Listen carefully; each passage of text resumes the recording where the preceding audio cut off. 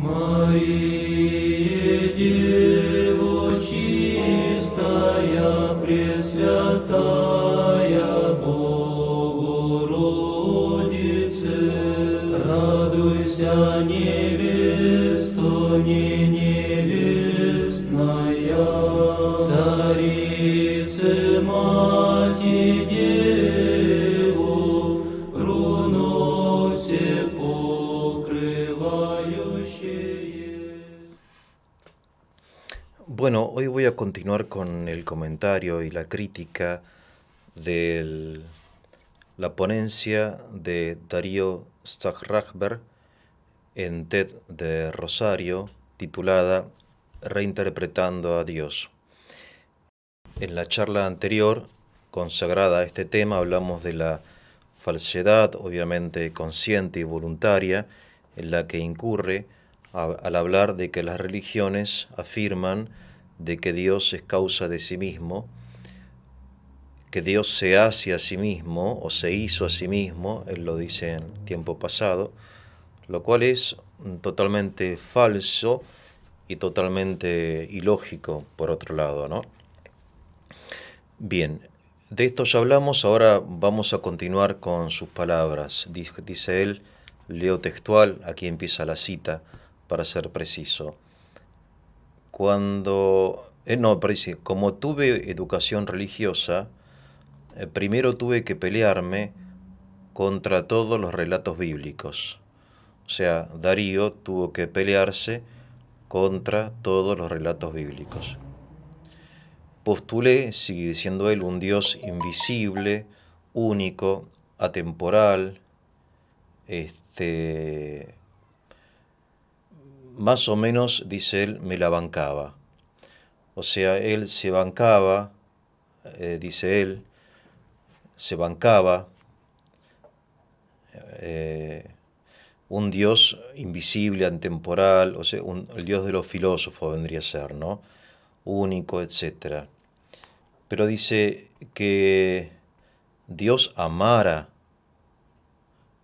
se enojara, reclamara, eligiera a algunos, hablara con otros, ya era demasiado, ¿no?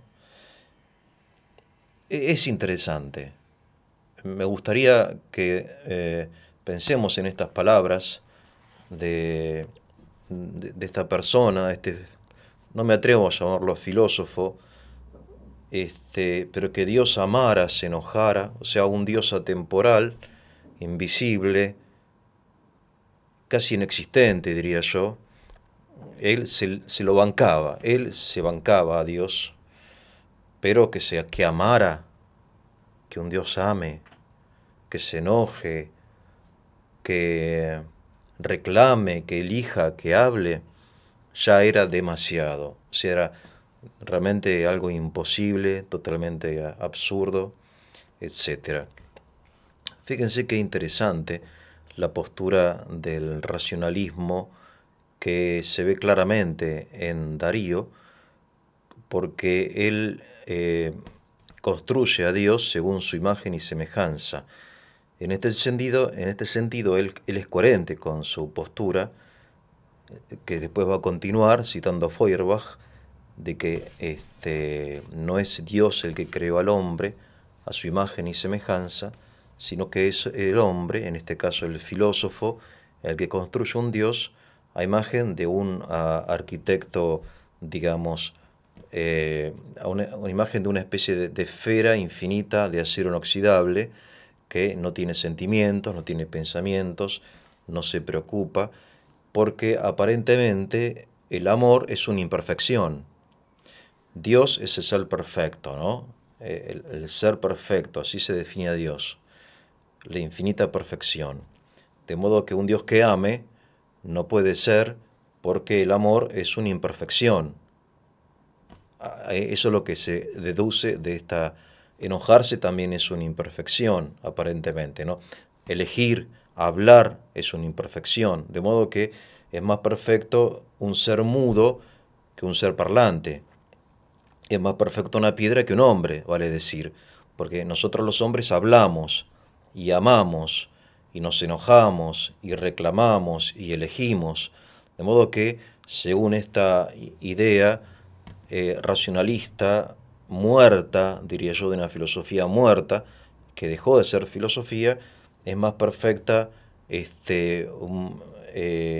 agua, o es más perfecto el viento que el hombre, porque el hombre tiene todo este tipo de conductas, sobre todo el amor, que Dios no puede tener. Qué interesante, insisto, porque me parece a mí que es terrible esta afirmación. Más o menos me lo bancaba, dice él, me lo bancaba. Es muy interesante este verbo argentino. Me bancaba un Dios único, atemporal, qué sé yo, pero que Dios amara. No, es demasiado. Que para mí es exactamente al revés. Un Dios que no ame no puede ser Dios, porque el amor es una perfección del ser. Santo Tomás de Aquino dice, ¿por qué Dios creó el mundo? Por amor, no por necesidad.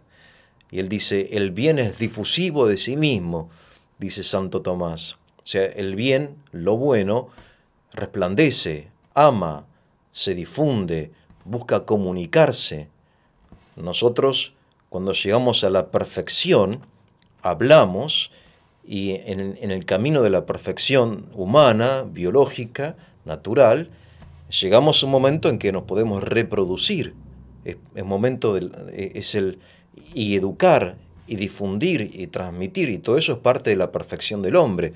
Es más perfecto un hombre adulto que habla, que se comunica, que un infante que apenas sabe gatear o llorar, ¿no?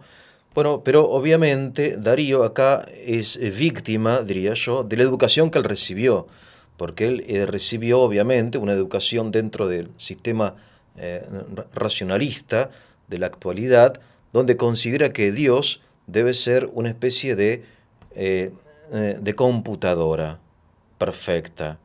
Es el Dios de los deístas, el Dios de los racionalistas, y cualquier aspecto que resalte la humanidad de Dios, y digo bien la humanidad de Dios, parecería que no es compatible con el concepto de divinidad. Vale decir, a ver, él parte de un prejuicio, no es un filósofo, es un dogmático. Un momento anterior dijo, la lógica estructura, textual estoy citando, la lógica estructura la realidad, el dogma la violenta. Bueno, esto es lo que él hace. Él está violentando la realidad porque utiliza el dogma racionalista, según el cual, en palabras de Hegel, todo lo racional es real y todo lo real es racional. Fíjense qué interesante, él incurre en el defecto que critica. No puede aceptar un Dios que ame, porque él es deudor, digamos, del dogma racionalista, según el cual Dios debe ser la razón pura, puro razonamiento, sin corazón, sin amor, sin sentimientos, sin pasiones, sin interés por la humanidad. La pregunta es, ¿quién es entonces el dogmático? ¿Quién es el dogmático? Esta gente, quiero decir, ellos dicen, porque no es uno, son muchos, ¿no? Es todo un grupo, una corriente de pensamiento y también de política. Ellos dicen que no son dogmáticos, pero en realidad son profundamente dogmáticos.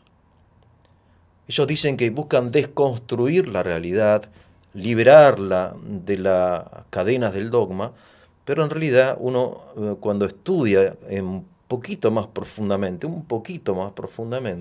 no mucho, no mucho, no hace falta ser muy inteligente ni muy erudito para darse cuenta de las falsedades que dice Darío.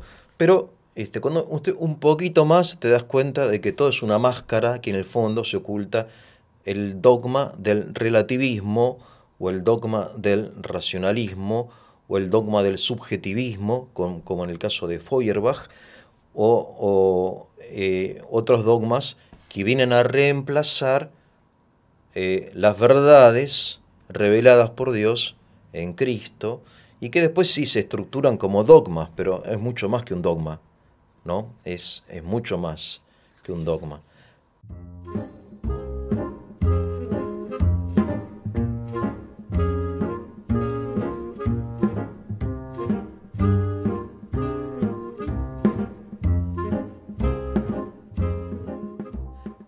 Y entonces vuelvo a repetir, como tuve educación religiosa, dice Darío, tuve que pelearme contra todos los relatos bíblicos. Y esto es interesante, ¿por qué debería él pelearse contra todos los relatos bíblicos? Obviamente, la Biblia habla en forma antropomórfica de Dios. ¿Qué significa antropomórfico? Algo antropomórfico.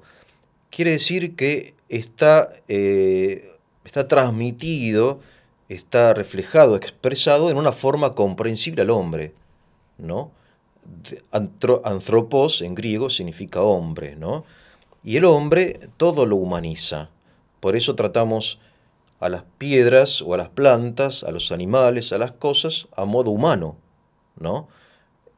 Porque humanizamos, y al humanizar elevamos lo que está debajo, ¿no? Por eso una mascota puede llegar a ser un miembro de nuestra familia y obviamente tiene nombre y la queremos porque lo humanizamos, ¿no? Y así se humanizan las cosas, ¿no? Dostoyevsky, en una novela que tiene él muy linda, se llama Las noches blancas, el protagonista camina por las calles de San Petersburgo y él habla con las casas. Bueno, no es normal, digamos, es un poco exagerado, pero los grandes navegantes, yo soy en afecto a la navegación, a las historias de los navegantes, tienen afecto por los barcos que salvan la vida de ellos, ¿no? Y hablan con ellos también, y los quieren y los acarician, como hay personas que hablan con las plantas, porque el hombre humaniza todo, pero también humaniza a Dios. Por eso el hombre, cuando habla de Dios, habla en forma humana inevitablemente. Ahora bien, ¿quiere decir que esto es falso? No. ¿Por qué? Porque Dios mismo utiliza esa forma para hablar. ¿Cómo se va a comunicar Dios con el hombre si no en forma humana? Supongamos que Dios, para conservar la pureza de su conocimiento, quisiese hablarnos en forma divina. ¿Podría hacerlo? Sí. ¿Lo entenderíamos? No. Utilizar al menos el lenguaje angelical. Los ángeles también se comunican entre ellos de una forma incomprensible para nosotros, ¿no? Algo así como telepatía, digamos, ¿no? Como aparece en algunos ciencia ficción. No expresan un sonido, sino que se expresa mediante el pensamiento. ¿Podría hacerlo? Sí. ¿Sería comprensible por nosotros? No. De modo que Dios, al revelarse al hombre, al querer comunicarse con el hombre, necesariamente lo va a hacer en forma humana. Y esto porque Él ama, intenta comunicarse, así como, a propósito, Darío hace. Él critica, él dice, me peleo con todos los relatos bíblicos porque son todos antropomórficos. Bueno, pero él es un hombre que estudió en la universidad, no sé, en la UBA, qué sé yo, no sé dónde, sinceramente, y después quiere traer la filosofía a la calle. Él utiliza entonces un lenguaje no académico, habla, no me lo bancaba, en Hegel no hablaría así, o Kant no hablarían así. No utilizan un lenguaje vulgar, sino académico. Ahora, como él quiere difundir la filosofía, mejor dicho, la ideología, porque esto no es filosofía, es otra cosa, sea lo que sea, él quiere difundir un contenido académico, ¿no? En un lenguaje de la calle, vulgar, y vulgariza. Bueno, eso es lo que hace Dios. O sea, es acomodarse al pensamiento humano, al conocimiento humano, a la forma de entender de las cosas, ¿no? Obviamente con una intención pura, no con la intención de ideologizar, de manipular al hombre, sino de revelarle la verdad. Pero en definitiva es así, porque si no dirían, bueno, lean a Hegel, lean a Marx, y nadie lee a Marx, nadie lee a Hegel. Entonces, para llevar al marxismo al pueblo, hay que popularizarlo, ¿no? Bueno, obviamente hay un riesgo ahí, ¿no? Pero de hecho es así, así. Digamos, uno lee la historia de la Revolución Rusa, otro tema, ¿no? Que la revolución inspirada en la ideología marxista.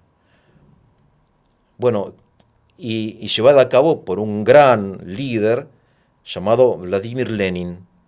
¿Qué hizo Lenin? Él tradujo las leyes de la dialéctica de Hegel o la teoría del capital y de la plusvalía de Marx a tres palabras: paz, tierra y pan. Paz, tierra y pan.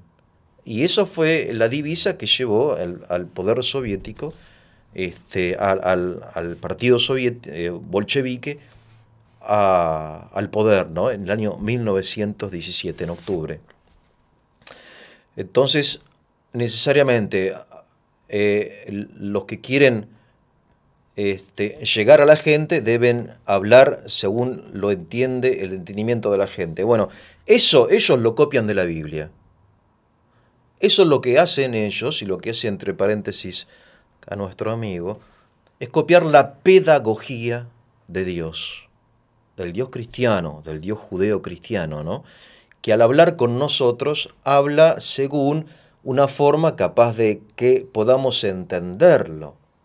Esa es la auténtica pedagogía, ¿no? Un abuelo, si quiere hablar con su nieto de 1 año, aunque él sea físico nuclear y, no sé, profesor del Balseiro, se va a tirar a la alfombra y va a empezar a jugar con su nietito, pero no porque él sea un bebé, sino que para hablar con un bebé hay que acomodarse a la lengua del bebé, ¿no? Por eso San Pablo dice: cuando era niño, yo pensaba como niño. Ahora, cuando crecí, dejé de ser niño. Dios nos trata en parte como niños. Entonces nos amenaza con castigos, nos previene, se enoja, se ofende, se arrepiente. Dice la Biblia: Dios se arrepintió de haber creado al hombre por la maldad que había en el mundo.